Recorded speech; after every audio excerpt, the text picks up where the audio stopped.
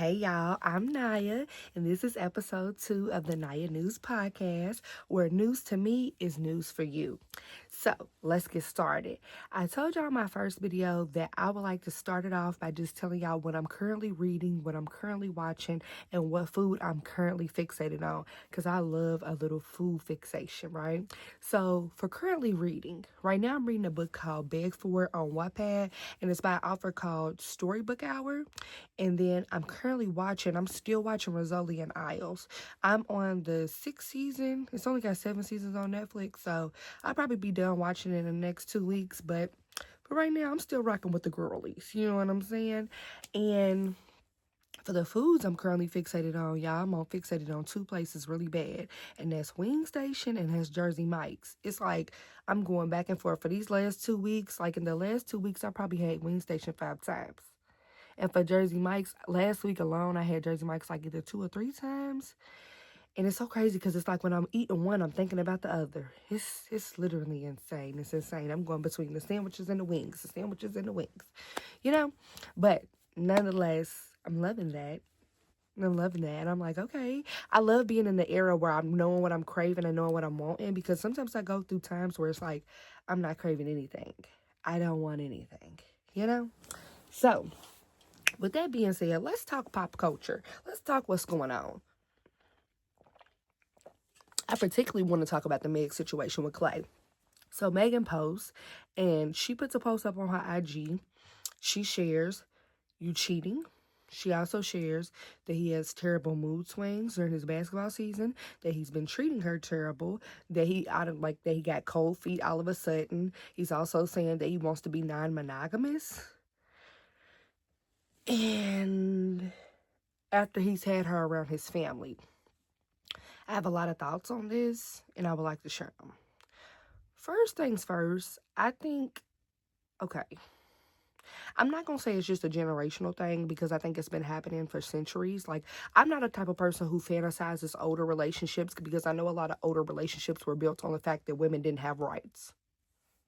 Just throwing that out there. So I'm never going to be the type who glamorizes granny and granddaddy, because granny didn't have no rights. And when granny can't get a house on her own bank account and can't go to school and can't do this and can't do that, I'm not going to say that she truly loved nobody. She stayed because she had to. Okay? But what I will say is this.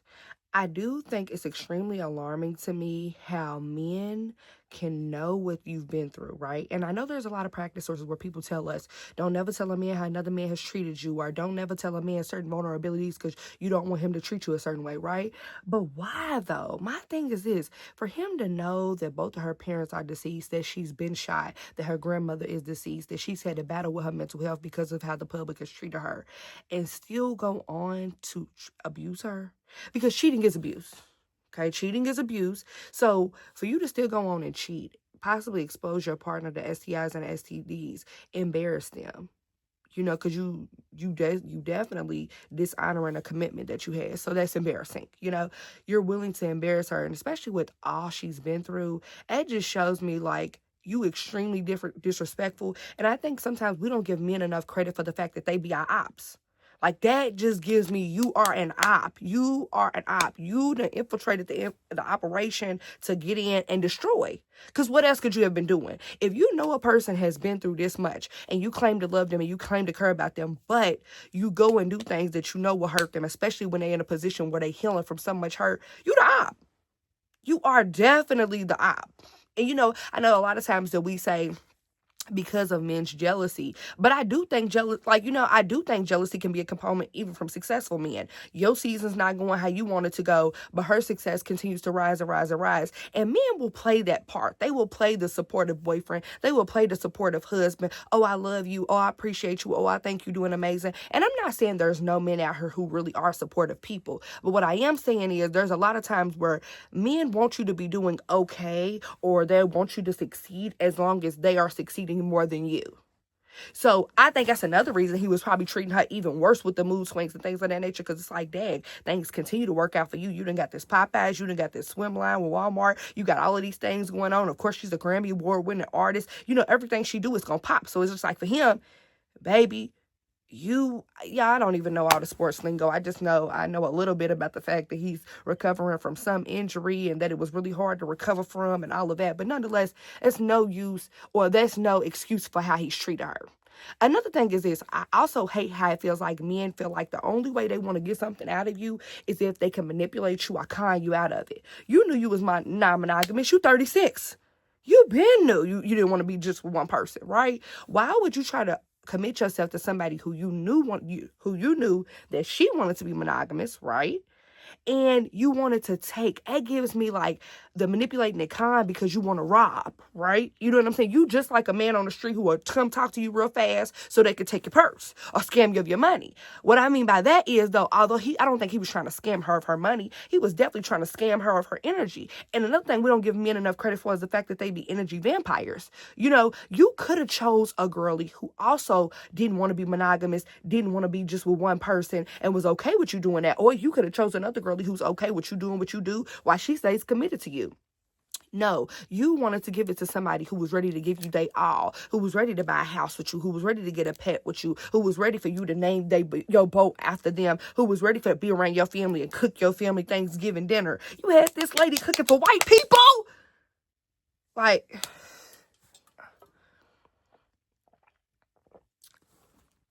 and for you to do all of that is kind of insane. That was really insane.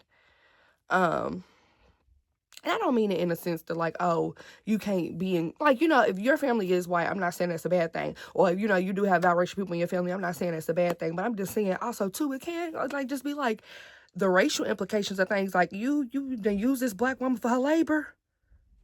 Like, you done used her up and used her up and used her up.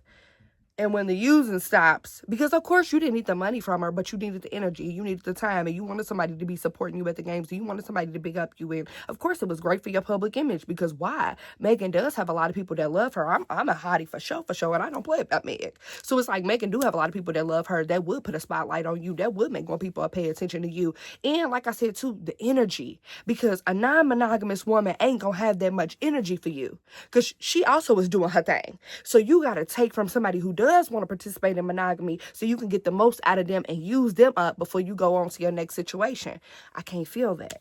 And I don't like no man that lies in the foundation. I don't think anybody should be lying in the foundation, but I feel like more often than not, it's men doing it. For an example, you could have a man who knows he don't want to get married, but he will once again lead a woman on knowing that she does want to get married and have her waiting 50 million 11 years to get married.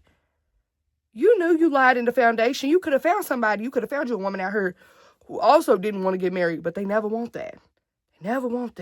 Why is it that the men always want somebody they can break down? Like, what are we talking about right now? Why don't y'all want who wants you? You non-monogamous, go be with somebody who's non-monogamous. You don't want to get married, go be with somebody who don't want to get married. You want to go 50-50? Go be with somebody who wants to go 50-50. There's plenty of options out here for you. Why does it always feel like they want somebody they can't have and want to break them down and manipulate them and change their mind? But as they changing their mind, they still in their joy. It's just not going to work for me.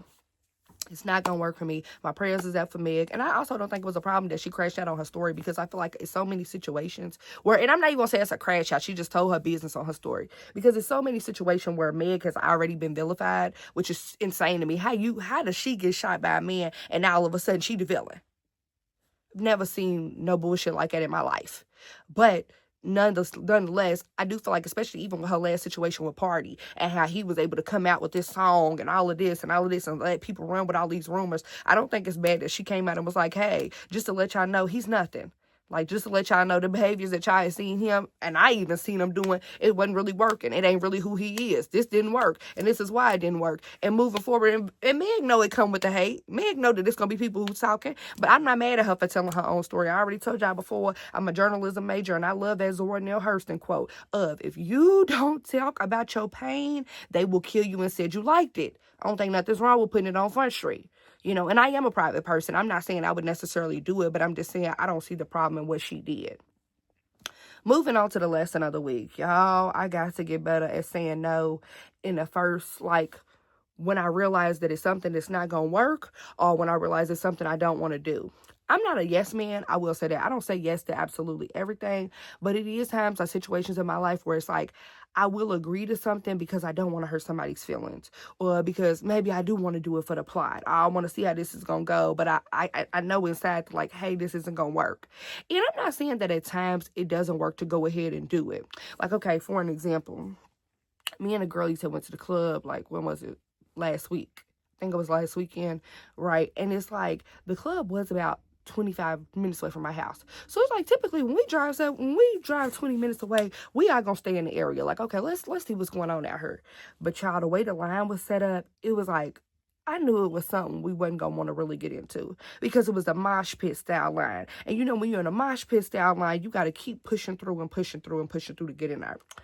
But it was just like, after we did push through a little bit, it was like three of us, we just literally turned around and looked at each other like, we got to get out of this.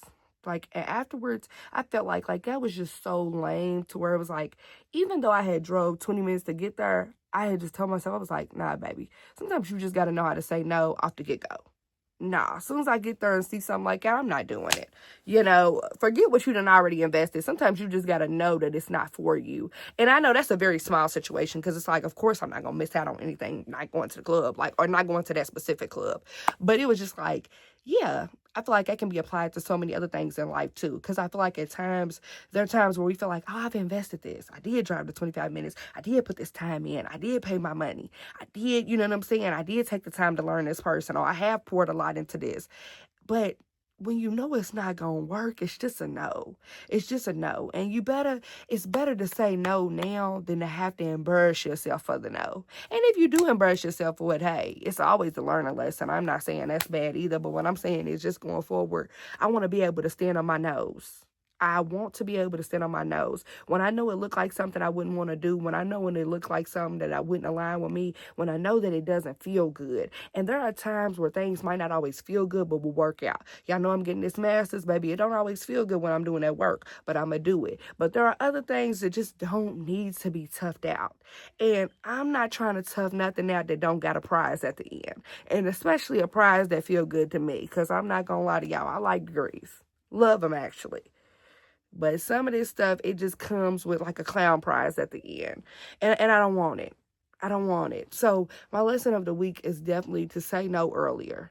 I really want to work on saying no when I know originally that it's not for me, when I know that it's not working, when it's shown the signs, when I know that I'm not feeling good. You know, the writing's on the wall. I'm trying to start looking at it. One thing I really want to start doing better with those no situations is seeing the trees for the forest. Let's look at the big picture here, honey. We know it's not going to work, and we know it's not worth it. So, yeah, that was my lesson of the week. That's what I'm working on right now. I hope y'all weeks have been going beautifully. I had a lot to say this week, but we're getting to know each other, and we're talking. And we're chatting. So, once again, I do hope that y'all enjoy the rest of y'all weeks. I hope y'all enjoy this video. Do not forget to like, comment, and subscribe. And I cannot wait to see y'all in my next episode.